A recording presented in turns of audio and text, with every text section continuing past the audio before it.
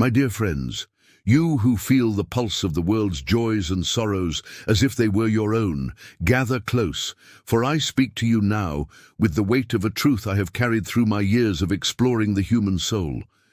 You are not ordinary. You are empaths, rare, radiant beings, whose hearts beat in rhythm with the unspoken, whose spirits catch the whispers of emotions others dare not face. But I stand before you today with a warning born of deep understanding, a message forged in the crucible of the psyche's mysteries. Your light, your precious gift, is in danger. There are forces not of malice but of hunger that seek to feed on your brilliance, to dim the flame that makes you who you are. Yet I am here not to frighten you but to awaken you, to guide you, to urge you to claim your power and protect your soul's sacred fire. You know the weight of feeling too much.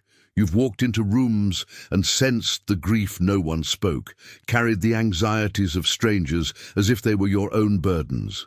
This is no illusion, no weakness, no curse.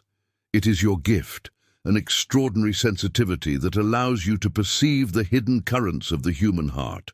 But hear me now. This gift, this light within you, shines so brightly that it draws shadows. The unconscious, in its relentless quest for wholeness, seeks balance, and you, as bearers of light, inevitably attract those who dwell in darkness. This is not mere chance or social happenstance. It is a profound spiritual alchemy, a dance of opposites that can either elevate you or consume you. You, my dear empaths, were often forged in the fires of necessity. Perhaps in childhood you learned to walk on eggshells, sensing the moods of an unpredictable parent. Perhaps you absorbed the chaos of a world too vast, too overwhelming to confront directly.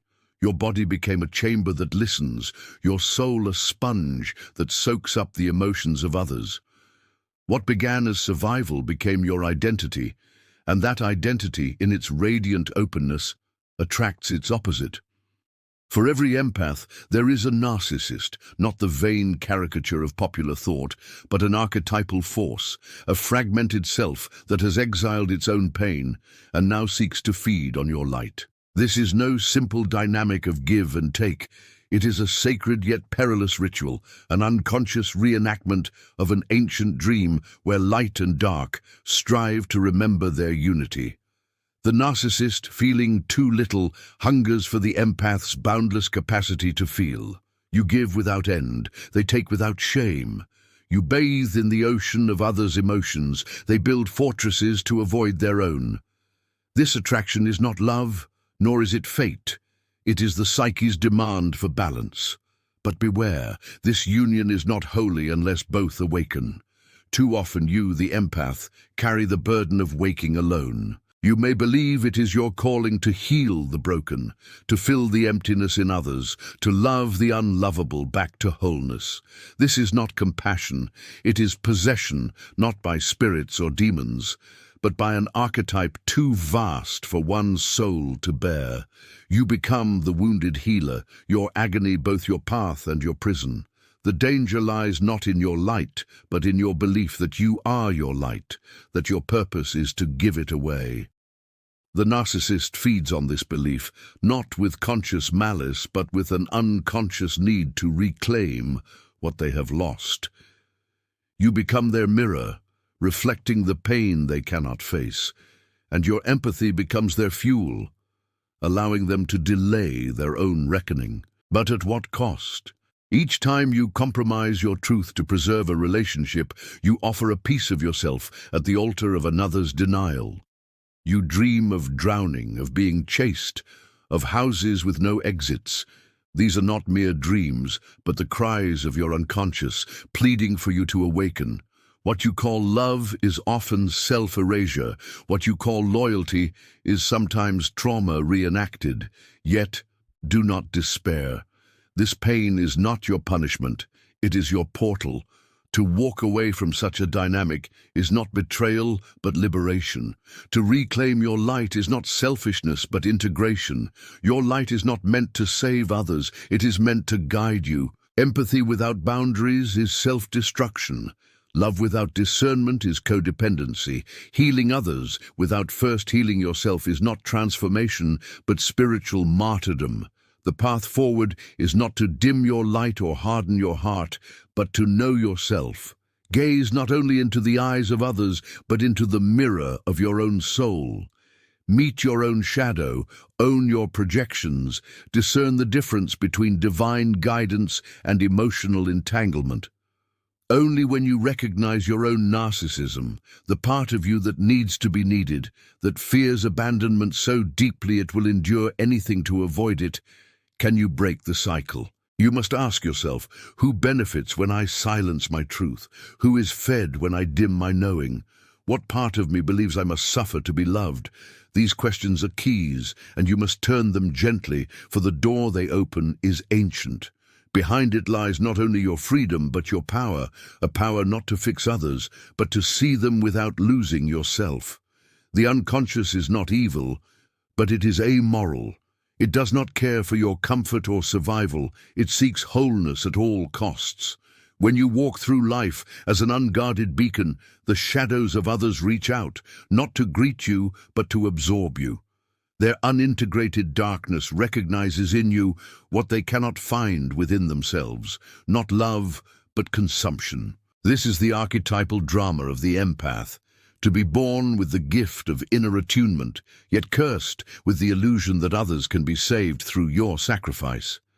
Too many of you are lost in this illusion, blurring the line between martyrdom and meaning.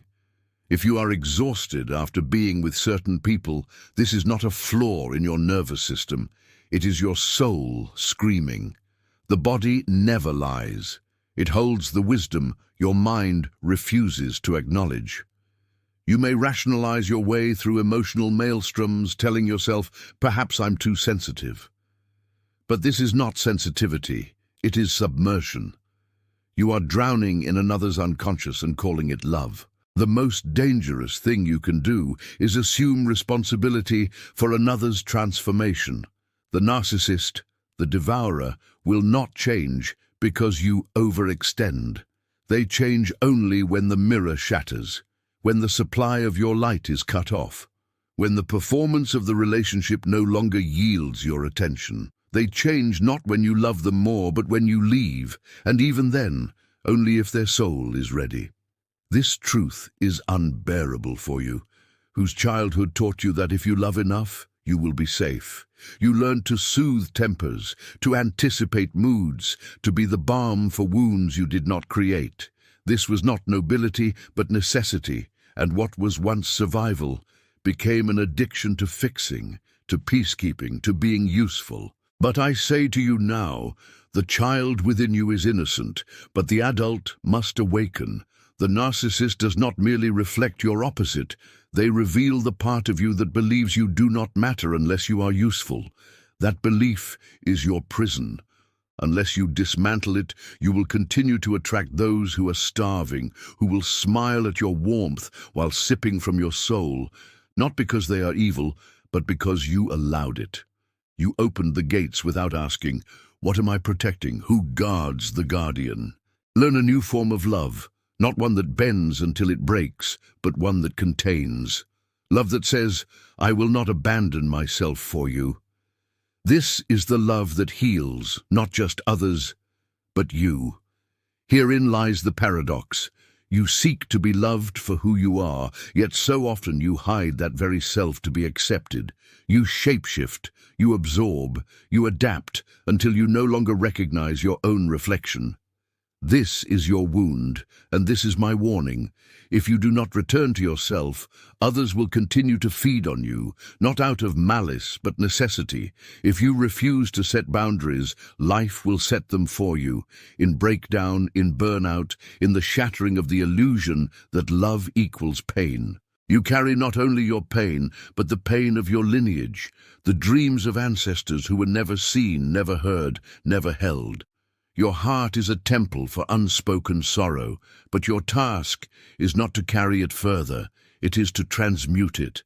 That transmutation begins when you say, no more abandoning yourself for validation.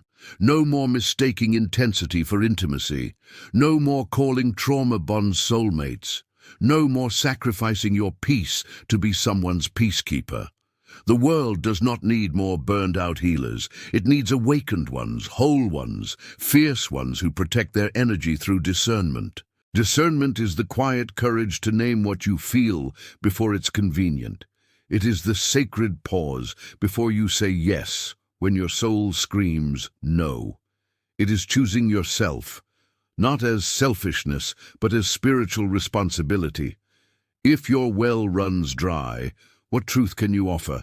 You are not too much, you never were, but you have given too much to those who could not hold it. This is not your fault, it is your pattern. And patterns, when made conscious, become portals. The danger is real, not because people are monsters, but because they are wounded. And wounds seek healing, even if it means draining the healer. But now you know your worth. Balance for the empath means learning the language of limits, discovering that love is not measured by how much you endure, but by how much truth you can hold, including your own. This is the beginning of individuation, not merging with others, but returning to yourself. Every empath must face the sacred threshold, the fear of becoming selfish. But this fear is not your higher self. It is the echo of old programming that told you your needs were inconvenient, your feelings too loud, your truth too costly. How long will you pay that price? How many times will you betray your intuition because someone else looks sad? How many nights will you spend solving emotions that were never yours? Your heart is a compass, but only if you let it point inward first. If you attune only to the chaos around you, you become an antenna for suffering.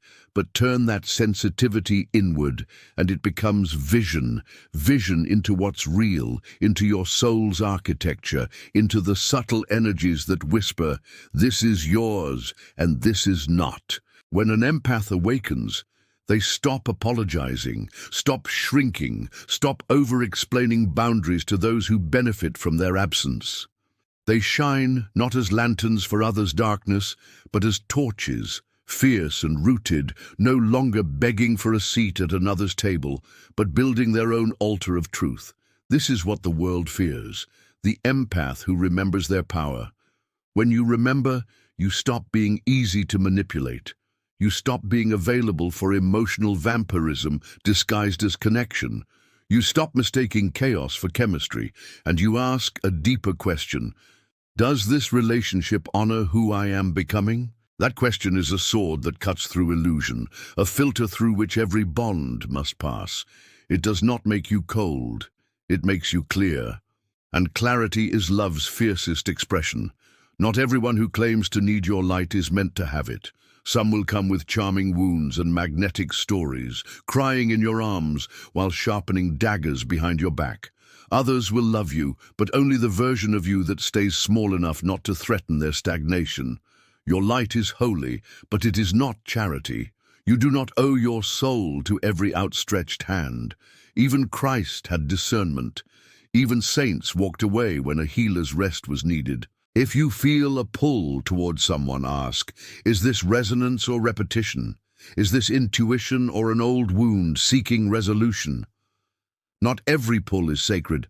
Sometimes it's trauma disguised as destiny, your inner child whispering, maybe this time I'll be chosen. But you must choose yourself first. Become the parent your wounded heart never had, the guardian who says, I will not abandon you again, not even for love. My final warning is this: the greatest danger is not others, it is your unhealed need to be needed. When you feed others with your essence, believing love must cost your vitality, you repeat the ancient story of self-erasure. That story leads not to liberation, but to depletion. But when you see the pattern, when you hold it and say, I understand now, you reclaim the pen. You write a new chapter, where you are not a sponge for the world's emotions, but a vessel for truth, where your light burns steady with purpose, not flickering with exhaustion. Your purpose is not to save others from their darkness, but to embody the truth that wholeness is possible, not by absorbing pain, but by transforming it. Your gift is not your suffering, it is your sight, your ability to feel what others cannot, to perceive what is hidden. But with this gift comes the responsibility to protect it, to guard it.